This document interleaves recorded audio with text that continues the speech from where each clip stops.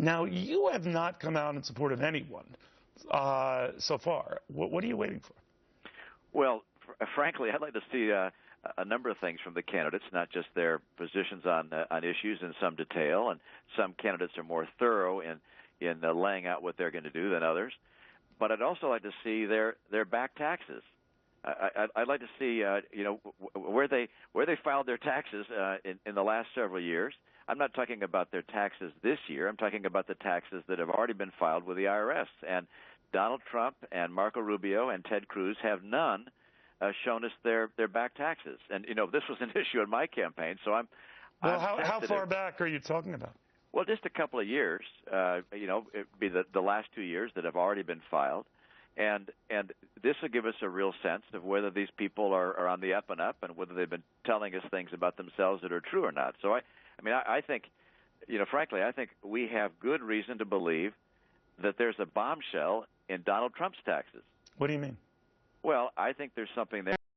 He's not anywhere near as wealthy as he says he is, or he hasn't been paying the kind of taxes we would expect him to pay, or perhaps he hasn't been giving money to the vets or to the disabled like he's been telling us he's been doing. And I think that's the reason that I think that there's a bombshell in there is because every time he's asked about his taxes, he dodges and delays and says, well, we're working on it. Hey, we're not talking about the taxes that are coming due this year. Of course they're working on those. They won't be ready for months. We're talking about taxes already filed, back taxes.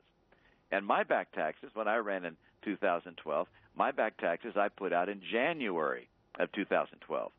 We're now in late February, and we still haven't seen either Donald Trump's or Marco Rubio's or Ted Cruz's taxes. And frankly, the voters have a right to see those tax returns before they decide who our nominee ought to be. Well, we have learned enough about Marco Rubio and his financial troubles and student loans and the rest. And all. We have an idea that obviously he's not in Mr. Trump's financial league, but Donald Trump has said only yesterday, I believe, Governor, that he tries to pay as low a tax rate as he possibly can.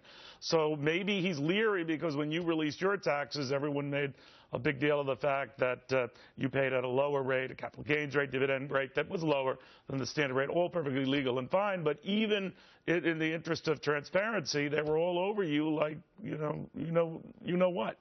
Well, and that's the good reason for getting these things out before the voters make their choice as to who our nominee will be. Because you're absolutely right. They were all over me for my taxes, became a big issue. But I put my taxes out in January of 2012. And that gave people a chance to digest it and decide whether I was going to be the nominee or not. And if, in fact, Donald Trump's taxes or Marco Rubio's or Ted Cruz's have some real problems in there, let's get them out there and see them. But I think it's pretty clear that given Donald Trump's dodging and weaving and delay, I think the last time he was asked about his taxes, he said, well, it's going to be months. Look, people have a right to know if there's a problem in those taxes before they decide who our nominee is going to be. What kind of problem would you envision? Either the low rate that he's paying, if that's the case, or the fact that he doesn't give as much to charity or veterans groups or whatever? What? Well, you've gone through a good list there. One, we could find he doesn't have anywhere near as much income as we might think he would have with a $10 billion net worth, or he doesn't pay any taxes, or he pays very, very low taxes. Well, are you saying that you think he's worth significantly less than that? I don't know. I'm just saying the fact that he is so aggressive in avoiding any discussion of his taxes, and is not willing to put them out so far, suggests that there's something in there he doesn't want us to see. By the way, anytime you talk about money, Donald Trump likes to tell you how wealthy he is, how he's worth billions of dollars. And the first time he was asked about his taxes on the Today Show, he said, they're beautiful. All right, they're big and they're beautiful. Well, great. Let us see him. He likes to tell people how well he's done. Why isn't he willing to let us look at the tax returns? And that's something. I mean, this was an issue in my campaign. That's why I'm so sensitive to it. It's an issue in my campaign. We're going to select our nominee. We really ought to see from all three of these fellows what their taxes look like to see if there's an issue there. I think in Donald Trump's case, it's likely to be a bombshell. When you say a bombshell, that you question the figures he has given and the charitable donations he has made. It's very possible. Right. I mean, Donald Trump has said he's the best in the country for the disabled veterans and for the disabled generally. Well, if his taxes showed that he hasn't made any contributions to the disabled veterans or to the disabled generally, that would be a big issue.